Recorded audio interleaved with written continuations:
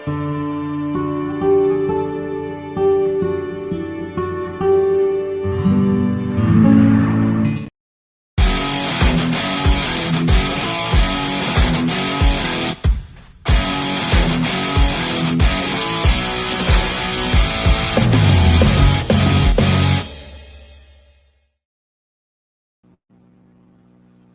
good, my peoples? How y'all doing? I hope y'all doing fine. Y'all know who it is. I'm not even gonna make the intro long. Y'all know what it is. Y'all see what's going on. About to have something fun. I got something different for y'all today. Today, I have a group of brothers who is doing something different than the norm than just rapping, mixing, scratching, and video. They're taking it all the way from helping the community to doing things in the community, as well as painting, doing artwork, preaching, reach one, teach one. They are a collective. I'm not going to say a group. They are a collective of brothers. So without further ado, I'm going to bring on MCE Solmuzik.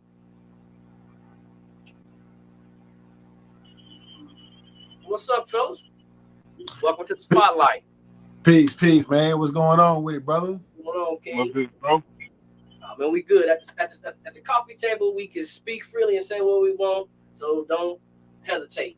But I want each one of y'all, because they know y'all as MCE Solmuzik, but I want each one of y'all to introduce yourself, explain a little bit so they can know each individual member. For sure. So, yeah, I'm the M in MCE. I used to go by the name Magnum, but I'm Obafemi, man, producer, MC.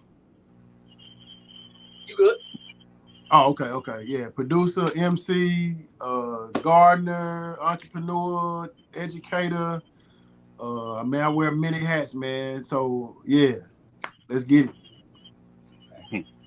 You upset? Hey, I'm the C in MCE, man. Said Adams, like you said, artist, MC, father, videographer, man. Just all around listening. Is all that, man. Just trying to get in what I fit in, man. Okay. And can both of y'all explain the third member, since he's not available yet or not here? Can y'all explain and let the people know it is another brother involved? Yeah. So the third brother is E. Eshmelek. He's the brother that does, if you hear most of the singing that's done on our music, man, is done by this brother. He's an artist as well, father, all around solid brother, man. So yeah, shout out to E. Hopefully be tapping in too. So definitely, man, definitely. You know what I'm saying? I'm gonna let the people know this is protected by the red, black, and green today. That's what's happening. Let y'all know what's going on. For sure. Let's get right to it. How did y'all meet, man? Because when I see y'all look as a collective, and it's been a little bit of change since we had a collective rap groups. It's been a long time. Usually they either solo artists or it was way back in the 90s, early late 80s. So how did y'all meet, and what made y'all become to what y'all are now? Yeah, so well, I know. Raise your hand. Y'all can say whatever. Y'all ain't gotta raise your hand. You want to go? Go ahead, bro. Go ahead. No, I was gonna say, man. Me and my brother-in-law, which is Ismailek, man, we were doing some recording. You know, saying we did a few recordings together, and he was doing some singing on stuff I was doing. But me and Obafemi got a homeboy, Big Grip. Shout out to Big Grip, man, down here, man. He's super talented, man. You know, and he was like, man, the brother Magnum, man, he got beats. So I was going to get beats from my brother OB right here, man. And shit, we just connected on getting those beats and the topic and stuff that we were talking about. Hey, we just started jumping on the beats together. You know what I'm saying? And bringing E in, and he just started, he was already doing something with me, so he just started bringing the flavor of singing to the collective. And, we looked at it like you just said, there's not too many rap groups, especially rap groups with a singer that's harmonized and adds to it. So it's a whole different field. Right, facts, 100%, bro. I can dig that. Because when I listen to y'all music and watch some of the stuff y'all was doing, I think of Poor Righteous Teachers, X-Clan, Common, in that sense. And I'm like, it's been a little bit of a while since we had something like that running around. I mean, for real. But what the people don't know is not only do y'all rap, sing, you paint too, as well as does stuff in the community and is actually for the community and the people, not just talking, if that makes sense. Yeah. Definitely. Like when y'all got together, was it more on this person put a little seasoning in the gumbo, he put the sausage, I did the shrimp, or did it just happen and we had a good old bowl and there it is? So I just go back a little bit. So man, I've been recording music since like 2000, 2001. So I started making beats. I started writing rhymes like 97, but I started actually recording music like 2000, 2001, man. And the stuff I was doing then, I would say it was more, I was in like, I'm writing gangster raps, but you know what I'm saying? Like that's what my head was, that's what I was on. So, but being where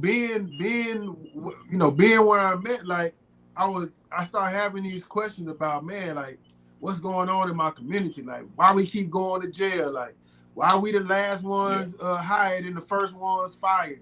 Like, why the police beating up brothers and stuff like this? Like why we getting evicted from, like why is all this stuff happening to people who look like me? You know what I'm saying? And so like I said, me and Said hooked up through beats, and when I heard his first project, it really touched a nerve with me, man, because he was saying some stuff in his music that I was like, it was kind of along the lines of the conversations that we had been having, but my music wasn't all the way there. Like, I was saying little stuff here and there, but you know what I'm saying? I wasn't just shoot 'em up, bang, bang, nothing like that, but I wasn't where Said was with it. And so he kind of inspired me to say, you know what, man, I gotta start putting more of this in there because I don't hear nobody doing it like this, man. So I would say it's kind of been like a gradual progression, man.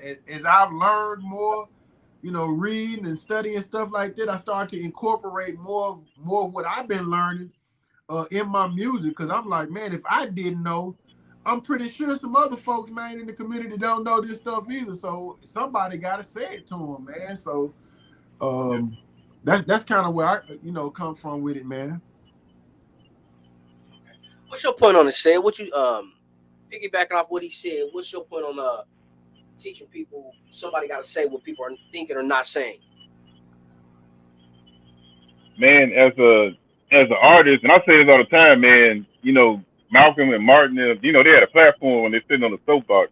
So, that's us. We own the soapbox. So we have a right as well as ability to teach the people what needs to be said. You know what I'm saying?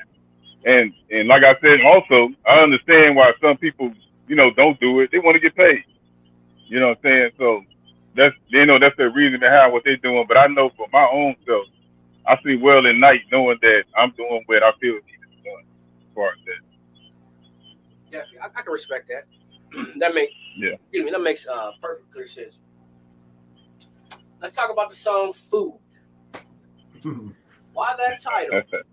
And let's break that down because that caught my attention. I'm like, okay, I know it don't mean. Before I hit that button, I read it. I said, I know it don't mean what I'm about to hear. And then when I hit the button, it brought back the purity of hip hop. So is that food for thought? Break that down. Now let's talk about that. Yeah. So, man, my at the time, my 13-year-old son produced the song, made the beat for the song, and we listened to the track. It was like, yo, we had developed a concept for an EP. So this song is actually part of an EP project called Food, Clothes, and Shelter. You know, so as far as the song, in my verse, you know, like you know, I'm involved in agriculture. You know, so you know, food is something that you know, is near and dear to me. So I wanted to kind of captivate the minds to just think about, like, you know, from where we getting our food from, like what it's doing to us, you know, how much we spending on food, like, you know, 40% of the food that's produced in the United States end up in the trash. You know what I'm saying? Like, that's something severely wrong. We got homelessness and people who starving every day. So I really wanted to bring attention to it because I mean it's an issue. Like, we see it every day. You know what I'm saying? And like we run the garden. Folks is in the garden stealing food. So I know it's a problem. You know what I'm saying? Yeah. So you know, I'd rather them take it from us than go get caught stealing at the grocery store. You know what I'm saying? But yeah. So I think Sarah expound on where he was coming from with his verse though. Yeah. Man, mine was food for thought, and you know, basically like you eat the food that you take in, you also eat the stuff that's said to you and how you think and all that. So that's kind of like, you know, where I was coming with on the verse, man, because that's food as well.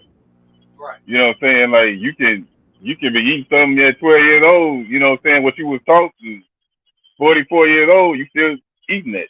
You still Right. acting that same way. So that's kind of where I was coming with it. Right.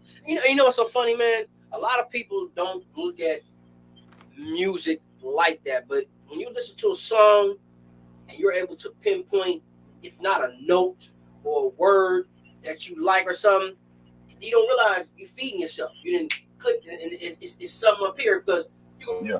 you'll memorize it, or you'll be like, "That's what he meant on that whoop whoop yada Yeah. yada." Yeah, a lot of Right, people don't right. think about food for thought. Cold song, bro. Cold song, definitely. Yeah. Food for thought. Like The song I got. it Go ahead, also bro. it also is like you know, it also just made me think about like appetite. Like, you know, what influences our appetite for what we want to watch, what we want to listen to, you know what I'm saying? Like what we want to wear. Like, there are all types Yeah. of things that's influencing our appetite for what we say we want or we gotta have. You know what I'm saying? Right. So that's food. Like, but who controls your food? Like, you know what I'm saying? Like, are Yeah. you in control or somebody else controlling that? So yeah, Okay. that's really what I want to speak to. Let me ask you a question on Yeah. that particular last part you said on control. That's a very good point. But it's kind of like, because some people look at TV as an idiot box. Okay, I'm gonna watch the idiot box today. But cutting Yeah. on that TV is going to feed you, whether it's a bowl of cereal, knowledge, some BS or cartoon, something. So it's kind of like you, to an extent, need music or TV to as a stepping stone to go out into the world to know or have an idea. I think we might be having somebody come in. Um, like a stepping stone. You'll step in, and what was the name of that? Boom. And Mhm. now you got interested in that. So I Yeah. definitely respect what both of y'all did on that song, and that's a dope song. And if whoever listens to it, if y'all can't think the same way, I'm gonna say we're thinking. Y'all lost in the sauce. That's all I'm gonna say. I mean, because Appreciate that though, brother. Appreciate it, man. I look at For it. real. A lot of people, no problem. Everybody want to put categories on something. Oh, that's gangster rap. That's conscious rap. That's hip hop. It's art. It's music. It's just different categories. It's no different from three different kind of cereals, three different kind of burgers, three different kind of pair of pants, all the same color, but three different companies. But one has a different fit, one has a lighter fit. You know, and I'll just be looking at people like, are we really doing this? But again, like you said, it's about money. What sells? Right. Yeah. Going forward. The song I got. Let's talk about that. Yeah, I got it, man. You know, it's inspiration for me, man. When I wrote it, I thought about like, man, from dealing with addiction to dealing with, you know, not having, self-esteem, like, self-esteem, self-empowerment. Like, I really want to capture, like, people do positive affirmations and stuff like that. So this song was kind of like my positive affirmation for people to say, like, I got it, I got soul, I got shine, like I got whatever I need to be the best me that I can be. You know what I'm saying? Right. So that was kind of the premise of it, man. But not just me, but collectively, we got it. He got it. You got it. She got it. Like, we got it. We got what we need. You know what I'm saying? To be the best that we can be. But I gotta recognize that within myself. You gotta recognize that within yourself. We have to recognize that between us as a collective. You know what I'm saying? So that's the premise behind I got it. So it's kind of like having that spark within inside you. Yeah, man. Like, I got it. You know what I'm saying? I I got this. I got this for sure. Yeah. When y'all go in the studio, how do y'all create? Is it one person already got an idea for a beat, or y'all just come in and let it flow like water? Man, when we go to the studio, it's kind of like we already have the song written out because we don't have like our own personal studio. We just sitting there, saying, like back in the day, when we had B was doing the beat, we'll sit there and write the beat. But kind of like we have a concept of what we're trying to come with on the song. So we have already have that written out, who going where, and then we just kind of get in there and make it flow. Now we'll get in the studio and we hear something that we feel needs to be added. We're like, okay, man, I think we need to do that too. Something like that. Yeah, back in the past, in the past when we had, like you said, when I was producing and making beats, like, I just invite them to the crib, man, and we just listen to beats and come up with concepts and stuff like that. But today is more so like we kind of listening to beats and develop those concepts.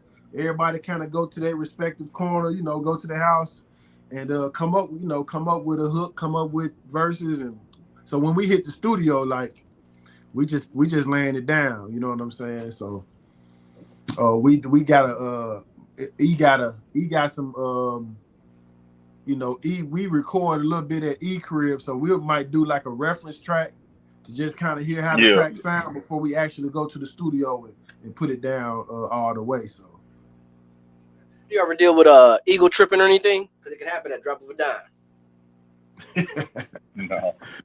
No, man.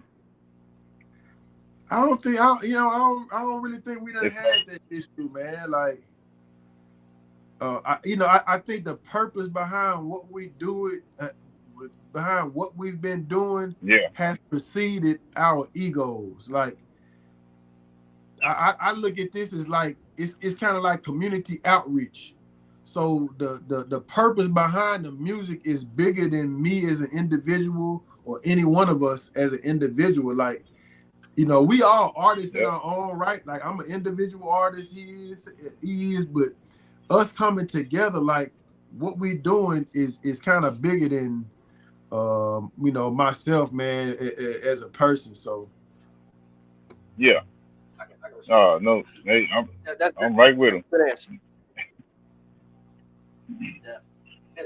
I like that, because a lot of people be like, they look at each other like, "Damn, we didn't think about that." Yeah. Yeah, man. Okay. I don't know. I'm kind of quiet, like, I might be talking a lot right now because we doing this interview, man. But we all kind of reserved, like, I've been told my whole life, well, he's so quiet, he don't really talk much. You know what I'm saying? Like, I don't.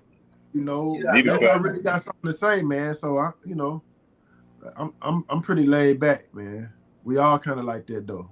Okay. Yeah, we are. Y'all all laid back. I can see that, but y'all got that militant. I see that militant too. Come on now. We know you thought we weren't gonna talk about that. Come on, man. I see that militant in there. I see that Huey P and Bobby Seale. Talk to me. Yeah.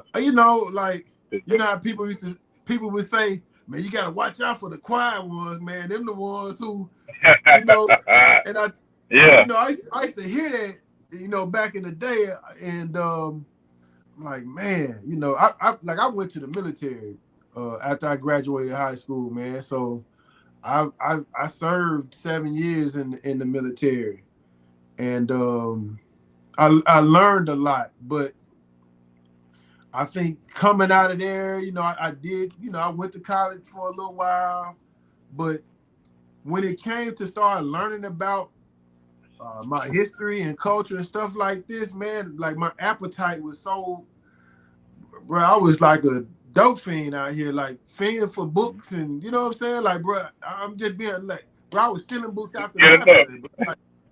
Like, you know what I'm saying? I'm honest, man.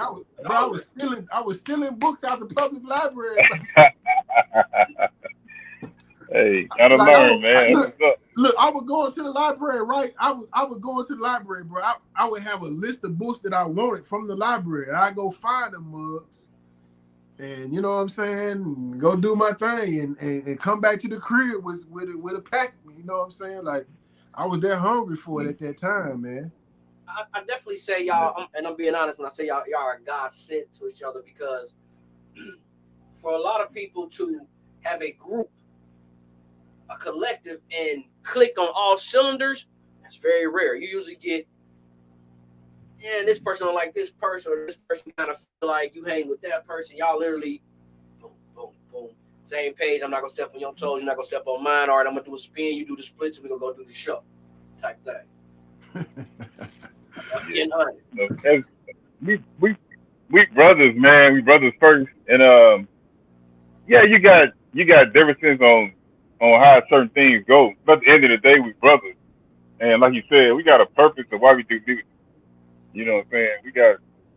We got a reason behind why we're doing what we're doing. So that outweighs everything, man. Like we done raised our, you know, like we all got children, man. Like we done kind of, you Yeah, know, our boys play with each other, hang with each other. You know what I'm saying? So, like, you know, I mean, we like I said, we school with each got other. families and stuff like that, man. So, you know, we just been building a bond, man, around brotherhood, fatherhood. You know what I'm saying? Manhood, and learning from one another, man. So, like, you know, sometimes we have to pull one another to the side, have some serious conversations, like, yo, you know, this going on, that going on, bro. Like, I may come to bro, like, man, I'm going through this right now with my children, with my mate, like, yo, you know what I'm saying? Bro, shoot Yeah, me some he done been through, man. So we just building a brotherhood, vice man. versa.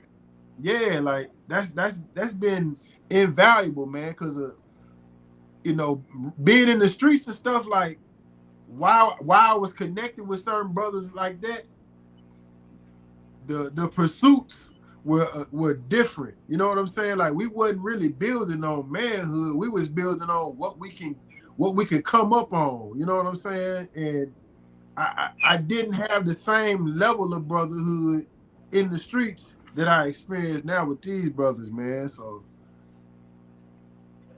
You know what, that's a loss, and I always say it's a lost situation where men can be men and express themselves without being judged by the next cat. Oh, he weak, or he soft, and that's bull.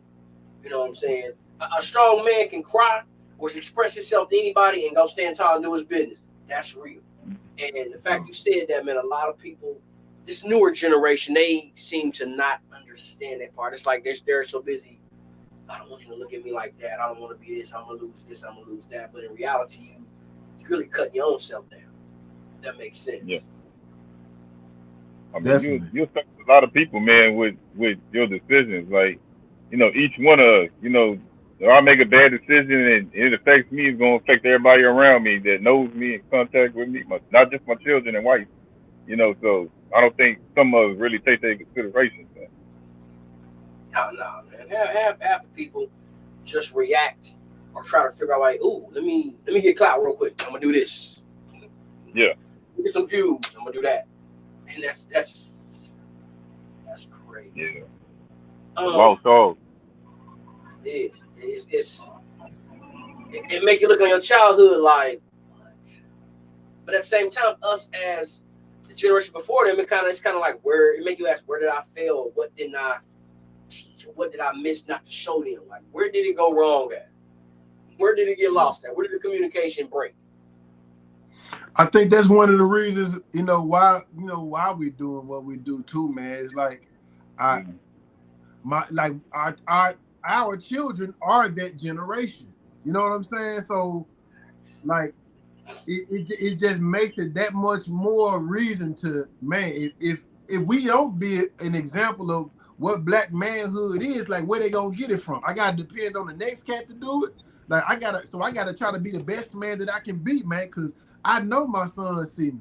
I know said sons see. I know E sons. You know what I'm saying? Like if I can influence them and that influence rub off on my sons, they can help take that influence to some other young brothers who may not have that manhood example, man. So we already know, that type of deal in our community, man. So it's a lot of brothers just don't have no strong manhood example around them, man. So we gotta be it. Facts, 100%. Said question. You being from Chicago,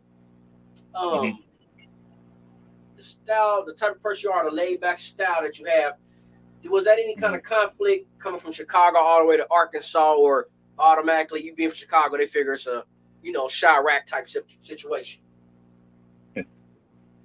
Man, it wasn't so much of a conflict, man. Truth be told, besides being small, man, Pablo, Arkansas is like what you call it? It's like a route to Chicago. Because, man, there's so many people from Chicago that come here.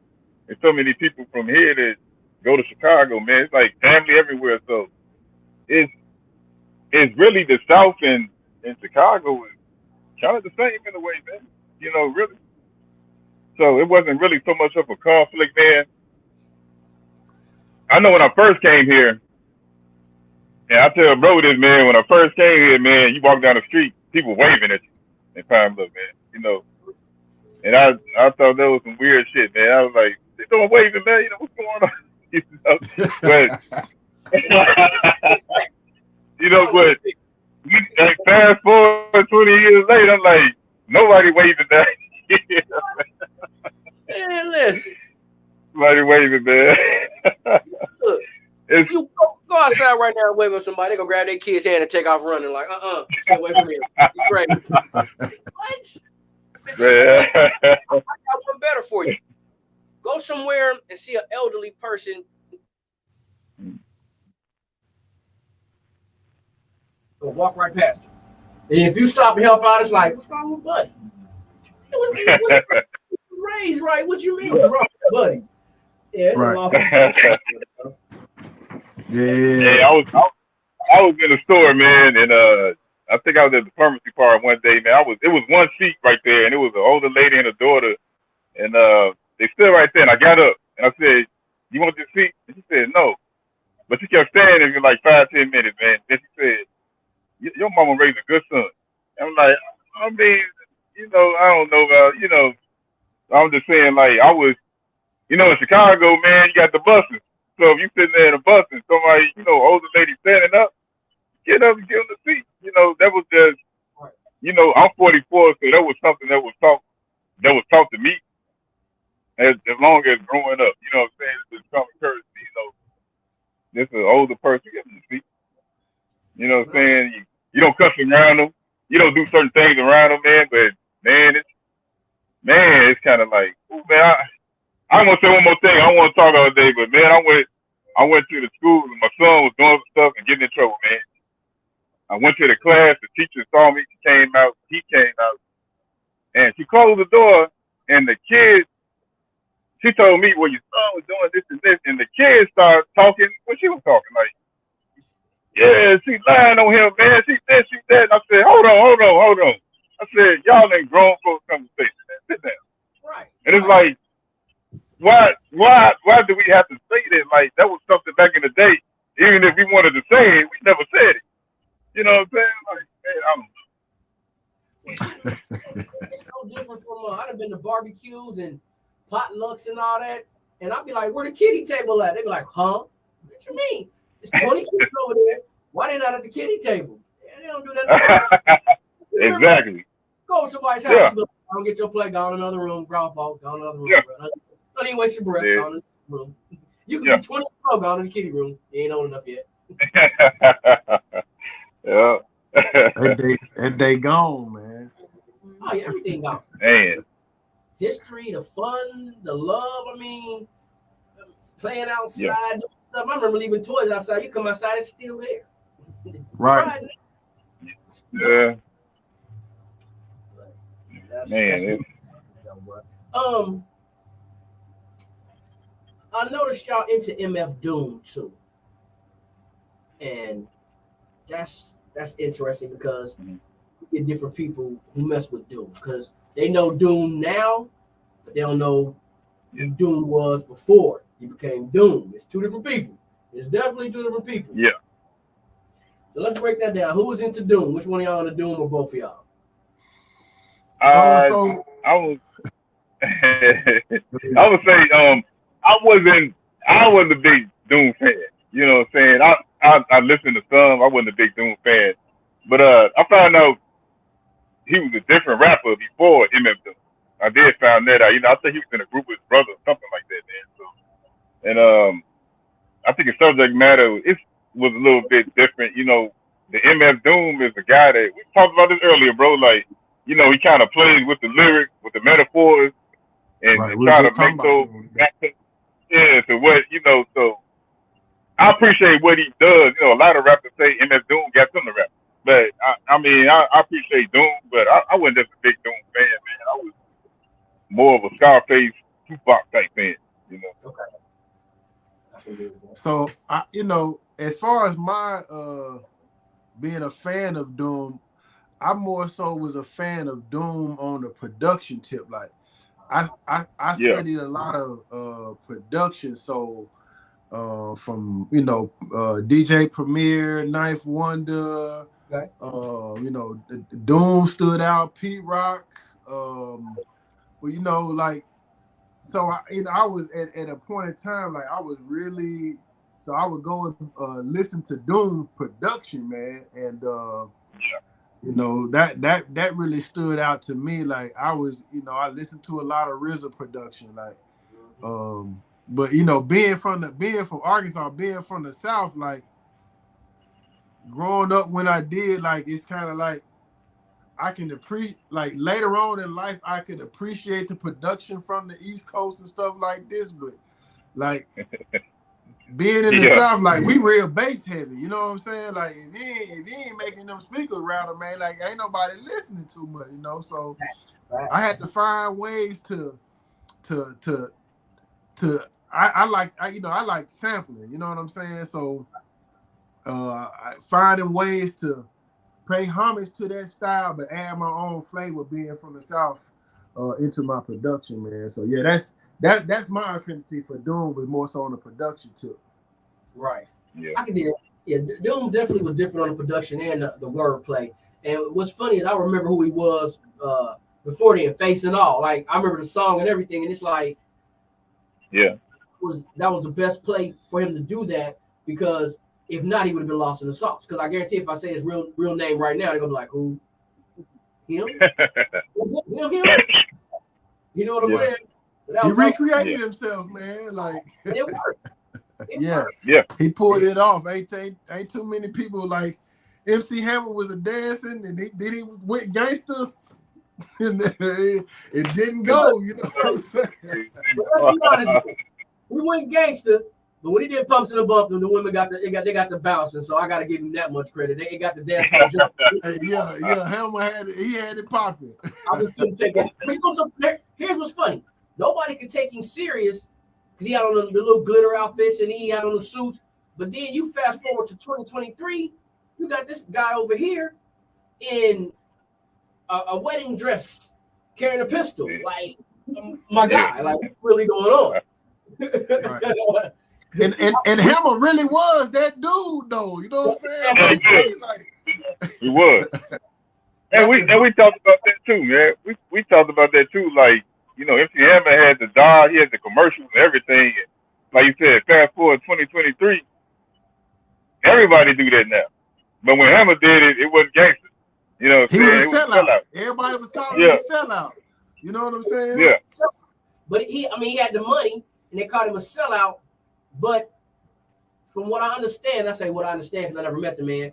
If you cross him, he had goons. He had goons ready for you, like the dancing dude, really? The Lesky, really? Man, I ain't mad at you.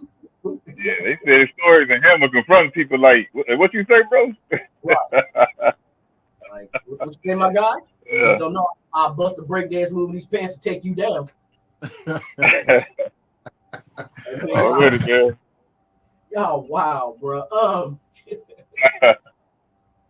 Some of the stuff I've read some of y'all posts, and it's deep. It's deep. While white America is fighting itself, this is the perfect time for black people to unite. That's a gem within itself. Let's talk about that. Talk to me. Whose idea was it? Yeah, that's deep right there. That's a silent on that one. Everybody got quiet. Yeah. Man, so I'll say this, man. We have a lot to gain from paying attention. And when I say paying attention, understanding when we should be involved and when we should be stepping back. When we should mind our own business and when we need to be paying attention to the business that's being done in front of us. For example, let's take the issue of voting. You know, you got some people would say, man, I ain't voting, man. What's the purpose of voting, man? Voting ain't gonna change nothing for us. On the other side, you have people say, our ancestors died for the right to vote. We gotta vote. You know what I'm saying? Because voting, we can get people in. And so I look at it like, all right, there's different layers of voting, right? The more you understand about electoral politics, the better you can make an informed decision on how to play that game. So in your local area, I think that it would definitely behoove you to be involved in local politics. That's right. Because you got to ride around in them roads that's either got a whole bunch of potholes or they smooth. Your children got to go to the schools that's in that community. You got to pay taxes in that area where you live in. You know what I'm saying? So, you know, if you are a person and you're developing yourself in this area, you need to have some level of involvement in your local politics. All right. When it comes to stuff on a national scale, some of these things are really outside of, I would say, our jurisdiction. It don't matter how we vote, it ain't gonna really change our everyday condition. So, you know, when I say in this post, like, while white America's fighting each other, you got it seemed like Democrats is fighting Republicans. Well, it's like the Democrats is the left wing and the Republicans is the right wing, but they the same. They two wings on the same bird. Facts. You know what I'm saying? Like, they still got the same agenda at the end of the day. They just got different ways about going to achieve the same agenda. You know, so I'm like, while they fight each other, our community need to be organizing ourselves to be more self-sufficient, so we don't have to depend on our historical oppressors to do everything for us, man. Like that we gotta do more for ourselves. You know what I'm saying? So we won't have to keep complaining about how they did us and how they doing us. You know, if we take more control of our everyday affairs. So. You know what's so funny? That is true, man, because I blame a lot of people in general, because a lot of people are either scared to take their own affairs, or afraid of the outcome, or just at a point in life where it's just what they got to do with me. Yeah. How does that affect me? Wait a minute. Is that putting money in my pocket? Oh, okay, then my brother, get back with me. And that it's sad, but it's reality. It is reality. And it falls back into the category of, like we said, nostalgia of what was, what could have been. Yeah. What's up? To speak to, because that comes up a lot. Like, man, I know, say you probably heard it too, but people like, man, what's knowing all of that history and all of that stuff? Like, how they gonna put some money in my pocket? You know what I'm saying? And I'm like, well, think about this.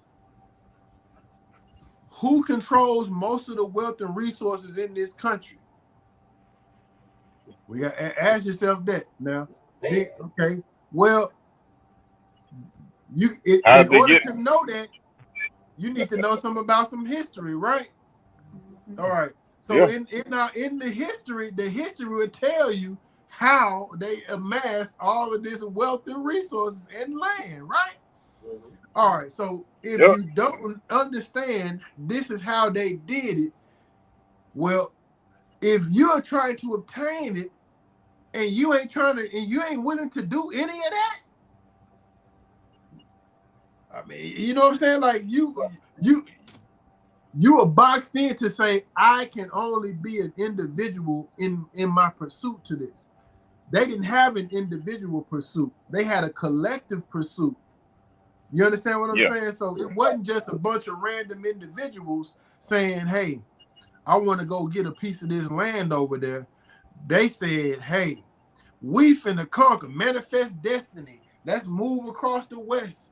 And they conquered land from the Eastern Shoreboard all the way across. You know what I'm saying? Like, this was a collective effort. So if we're gonna do anything to change our condition, we're gonna have a collective effort.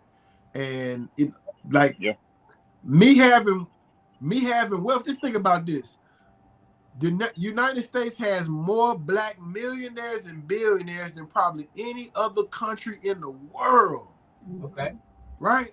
Mm-hmm. Yet, our people in the United States, most of our people still work for another group of people, whether it's private business, whether it's city, state, or federal government in some type of way.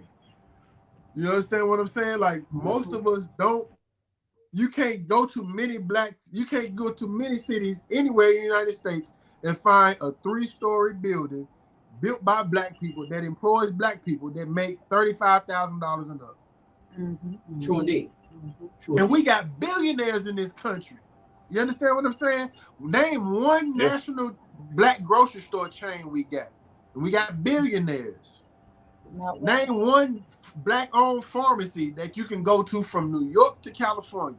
You know what I'm saying? So, we got individuals who have a whole lot of money, but it ain't changed our collective. Trajectory, man. So, until we have that idea, that mindset, it ain't gonna change.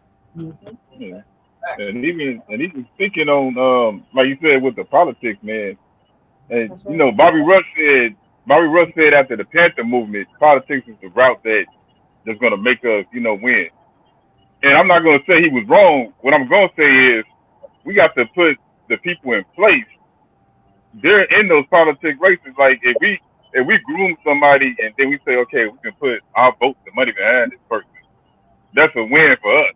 But if we just putting a whole lot of people that look like us in some positions, we don't know nothing about them, and we don't know what the agenda is for us, that's not a win. So, all that come into play from what we got going on as well, man. I mean, half of a monkey in a suit anyway, bro, for real. Yeah. Ask them a real question and scratch, like they can't find a paper, like they call them talking heads. Talking. There you have it. They go, they go to class to do that, learn how to talk like that, man. Oh yeah, everything is scripted. So somebody pulling the string. Change the subject for me. Let's talk about, and I wouldn't be right if I didn't. Let's talk about the third brother in the group.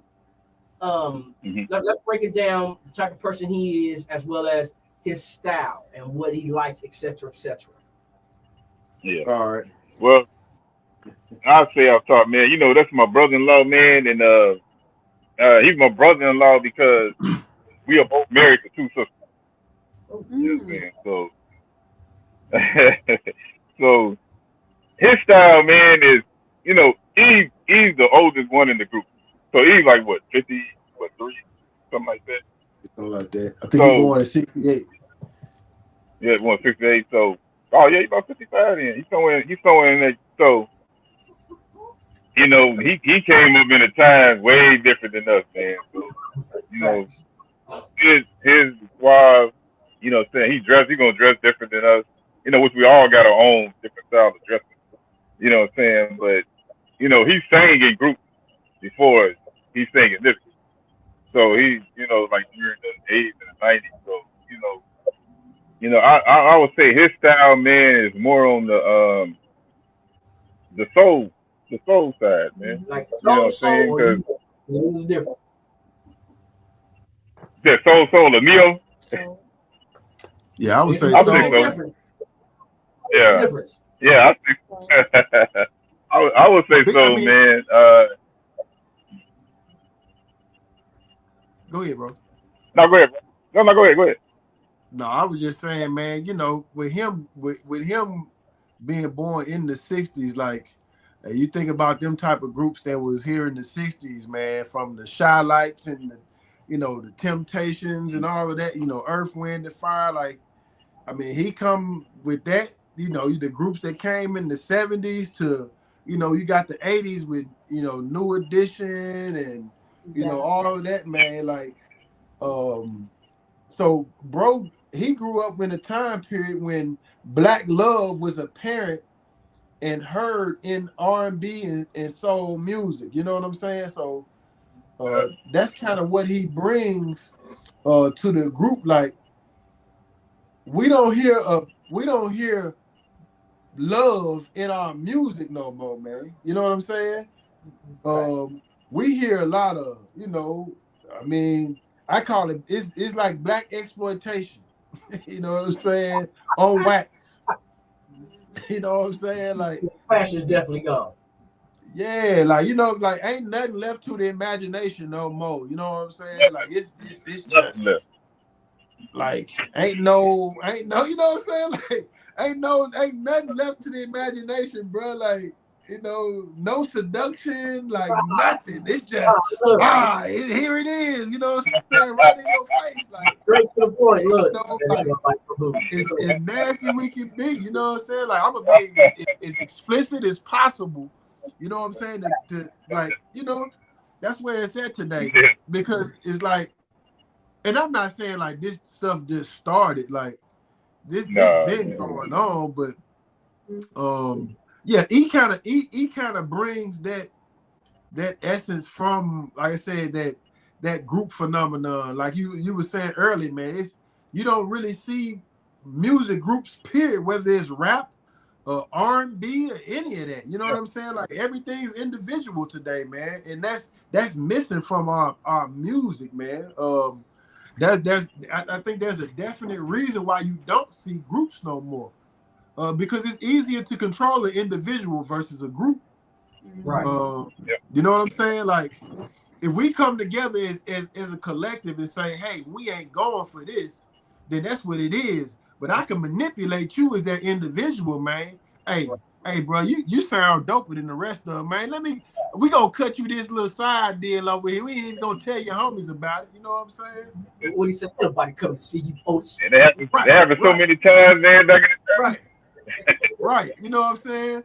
They had Paul on the back of the bus drinking milk, man, and Paul's at the crib.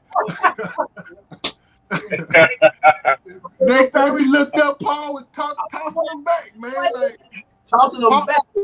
But Paul didn't want to sell out. Holding the cat.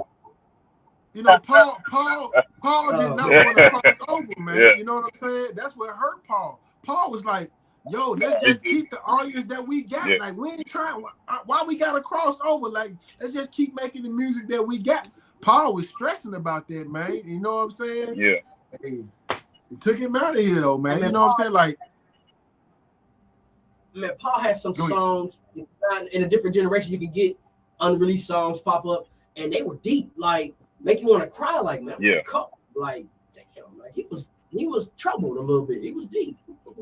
So, how does bro? Who out of I'm gonna say out of all the artists, I'm gonna say from the 60s, 70s, 80s, 90s to current, who does he remind you of when he's sing? Who does he remind you of? Like, what person do we sing? He sound like, or he got the spirit of? that's a good question, man. So he gonna be like, for real, y'all know me? What's up? Man, Hey, bro, I'll try. I really got to think on it, man. Let them know what it is. Look, they still thinking. Yeah, like that kind of stuck with me. Off top. You gotta sound like somebody. Everybody kind of knit. They get nuggets from everybody. Somebody sound like somebody. There's no way around that. He don't sing in the same pitch, but he kind of put me like his style is kind of like I would say Eddie Kendricks. Like okay. Yeah. We got that tenor sound. Dig that. What's up? I guess I can go with that, man. I guess I can. Say you, what you gonna do, man? You still rubbing? You got me with that question, man. I never really thought of that, man. I wish he was on here so he would say what he thought. You know what, the next question he gonna look at you saying and be like, "For real, bro." That's all he gonna do is be like, "For real." For real? For real? Man, you know what I'm gonna say, man, and you say Eddie Kendrick. I'm gonna say Ralph Tresvant, man. You know what? I can see that. I've listened to some of the one of the songs he's done and some of. I can see the Eddie. I can see the Ralph. Here's the question. Hold on. Which Ralph? Yeah. King Ralph or Sensitivity Ralph? Big difference. I'm gonna say Sensitivity Ralph, man. I'm gonna say that. I can see that. That's not a. I'm just saying. I'm gonna say that. You know what, bro? I'm not even gonna lie to y'all, man. I thought y'all was gonna hit me with like a David Ruffin or. No. I ain't gonna lie to you. I'm gonna be honest, I can. Or Ron Osley type, because he seems like he can switch when he wants to. Like if you want to get the baritone or the tenor, or you just want to Barry White the situation, he can do what he wants. It's my track. Yeah, he could though. He could. I just get that Tresvant though, man. That's what I get from it, man. Like, okay. That's like you said, his demeanor, his style, and how he sings. Yeah, okay. Like I said, family fucks, he gonna look at you and be like, give me a piece of pie, man. I don't want to hear what you're talking about. He gonna say,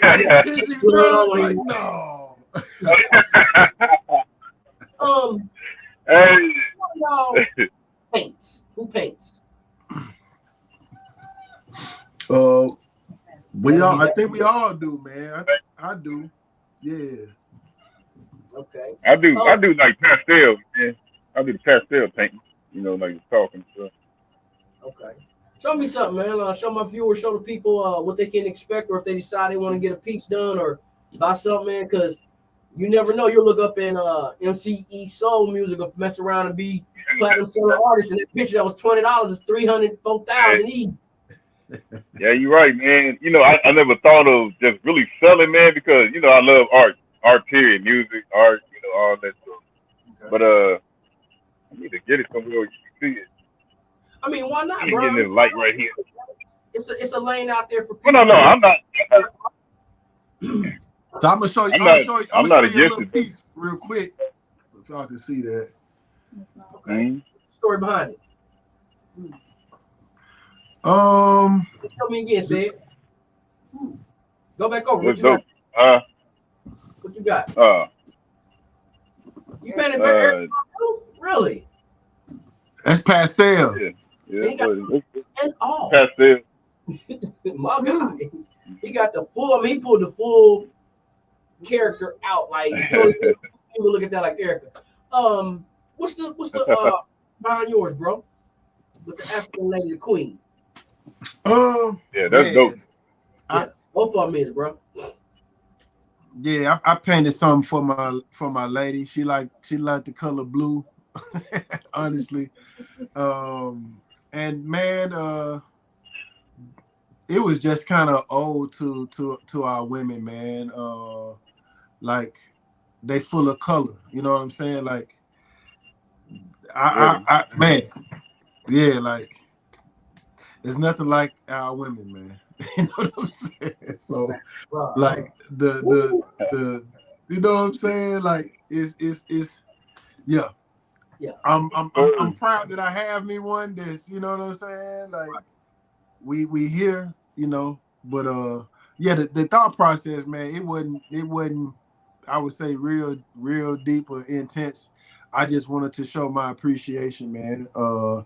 And I think the colors to me just kind of represent the colorfulness of our sisters. Like Okay.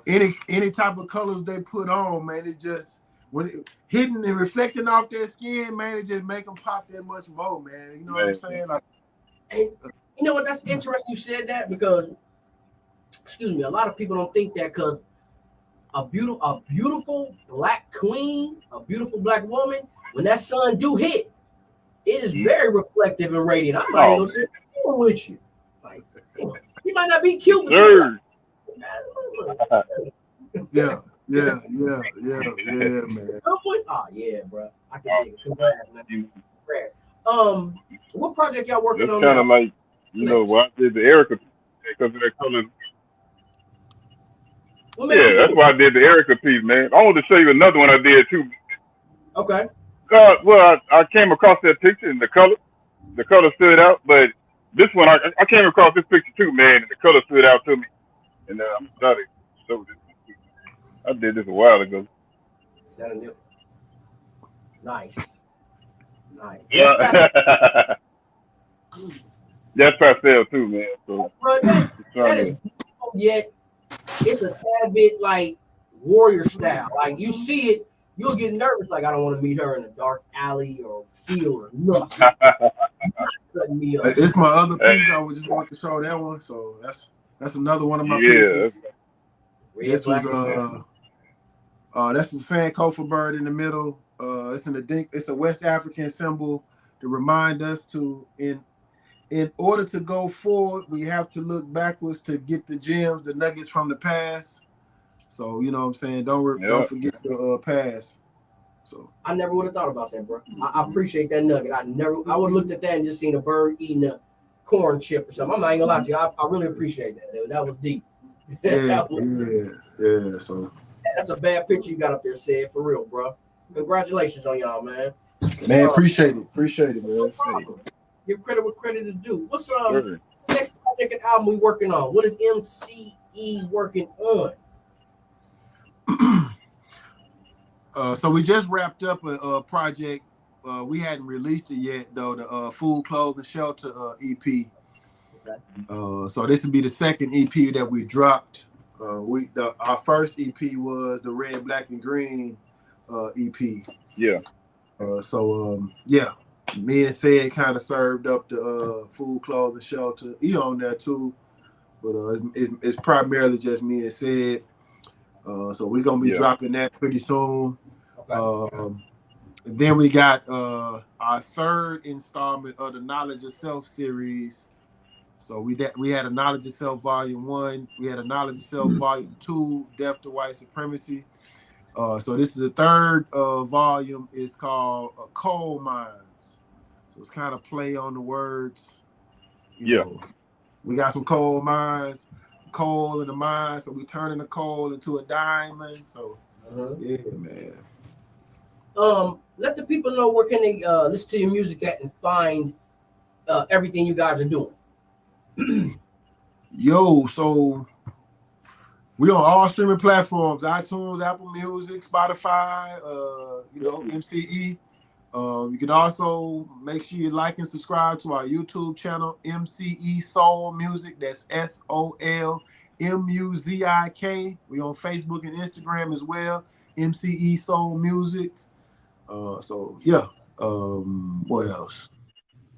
Twitter. Yeah, we on Twitter too. Yeah. We all got individual pages as well. So Yeah.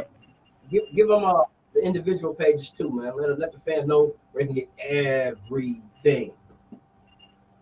Yeah. Well, you can catch me at Said Adams. That's CEDADAMZ, and I do majority of the videos. Me and E, you know, the videos that you see that's done, we shot them. You're gonna see a majority of those videos that we shot on my page as well as the MCE Solmuzik page. Okay. I'm about to get down And there I'm myself. on Instagram as well. Okay. yeah, so Go ahead, bro. I'm on all. I'm on pretty much all of them. Facebook, Instagram, Twitter, TikTok. My YouTube channel is all 9 Obafemi. So just put the number 9 in front of Obafemi. You're gonna find me on all of that. So like I said, YouTube, TikTok, Twitter, Facebook, Instagram. We all there. Linktree, all of that. So You ever thought about doing like a mini movie type video or anything? Yeah, no doubt, man. Hey, we know we shoot a lot of ideas around to each other, man, about different things. So, man, do be expecting stuff happening and coming. You know. Well, man, let me know, man. My mind moves 24/7 all day and night. Y'all want some ideas or criticism, somebody to act or whatever, man, call the line, man. We're gonna make it happen, bro. Because I like what y'all doing, and it's not just positive, it's interesting and it's teaching at the same time. Yeah, man, we appreciate you, brother. Yeah, we actually, man. If you go to the YouTube channel, you'll see what E been working on for several years. Actually going to I don't know when they're gonna be relaunch or reworking of it, but the Rise of Osiris is a like a cartoon type of series where E did most of the drawing. So if you want to see some of the artwork E's done, it's a lot of that is in the Rise of Osiris series. That's on YouTube. It's on our YouTube channel. So E did all of the any type of animation that's on it. He came up with the storyboard, all of that. So yeah. Okay. And to let the people know, we will be bringing everybody back with E, so we can get the extra back end things we missed and bring it all together like it should be. So I'll be patient. I'm gonna get them back on here. But one quick question, one quick game before we get up out of here. The name of the game is "What Made You Fall in Love." Now, now that's the title of it. But the question is, what made you fall in love with hip hop? What was that one song that made you be like, I gotta have it? That's different. Straight out of Compton. Really? Okay. What you got? Oh, man, I don't know if it was a song, but "Death Certificate" by Ice Cube. I was sold, bro. Like, yo, just tell us a small story. Like, my brother came home with he had the little dub tape, you know what I'm saying? You just burn the dub the tape. And he came home, and I remember he was playing it in the room, man. I had to been about 10 or 11. I remember I went and told my mama, "Hey, Ma, my brother named Reggie said, Reggie, you listen to some cussing music." Hey, I went and snitched. Hey, about 3-4 days passed. Yo, man, hey, I had my ear glued. Like, bro, I was hooked. Like, you know what I'm saying? That's one of my all-time favorite albums, man. So yeah, definitely did it for me. It stands the test of time because a lot of stuff he was saying back then, that was the era where it wasn't social media like that. So you just had to listen. Now you're looking at you travel, you like, that shit going on now, but that was for real? Yeah, it was. Man, that was crucial. Yeah. I'm gonna be honest, for me, it was Fat Boys. I ain't lie. Hearing Fat Boys and radio by LL, I kinda got hooked and seen Crush Groove and then Run DMC and No Shoestrings, and I was off in the races, bro. I ain't gonna lie to you. Yeah, man. I had Fat Boys tapes, DLC, Big Daddy Kane, like LL. man, I was, I think, man, me, my oldest brother, and one of my cousins. This was in the '80s, like, so. I told you I was real quiet, so they was two of the rappers, and so I was like the beatboxer, so I ain't had to say nothing. So, you know what I'm saying? Like, I always been to the beats. So, you know what I'm saying? I'm like, I'm gonna be the beatboxer. Like the dark skinned one from Run DMC, he do the beats. So I'm gonna be the beatboxer. So I was darker than all my I'm the darkest one of all my siblings, man. So like, I'm gonna just do the beats. I don't have to say nothing. Yeah, man, it was straight out of comfortable, man. Just all of them killed that whole track. But, I was an MC Ren fan out of all of them. Like my cousin, he was like, I'm Easy E. My other cousin, he was like, I was like, I'm MC Ren. MC Ren is the final frontier. Right. The villain was black. He was underrated. Yeah. Right? Looks. I can't lie about Ren. He was all right. Yeah. Well, look, fellas, I got to wrap it up. I appreciate y'all coming by the coffee table and sharing your stories and sharing the knowledge that the people can digest. So I definitely will have y'all back. I definitely will let people know where to find you guys. And we will do this again, man. I appreciate y'all coming through, man. Salute, man. Peace, Kings. Man, peace to you, man. Thank you, brother, man. For sure. We might have to be making a trip down to Dallas, man. We gonna holler at you. Man, come on down, man. I might wait, bro. We can make whatever happen with a phone call. You hear me? For sure. Already, hey, you're a couple hours away, man. It can happen. Hey, remember, a man hit you with that. You know why? All right, fellas. Yeah. All right, bro. Peace, man. All right, bro. Peace. Well, ladies and gentlemen, wrapping up another segment of the Spotlight Podcast. So, next week we'll be having K Rhymes in the building. One of Dallas' own coming through, sitting and rapping a taste with us, having a drink or two and just telling some stories at the coffee table. And we got other things coming your way. Got Moon Adams at the end of the month. She's an author and she's going to be sharing some of her stories. I got some special stuff for y'all for September. So y'all tune in, y'all like, y'all share. Don't forget, Instagram, Rain Rockstar. TikTok, Rain_4977. And of course, Facebook is just it's Rain, Space Rockstar. And YouTube is Rain Spotlight 4977. Y'all be safe. I gotta go. Until next time, see y'all in the stars.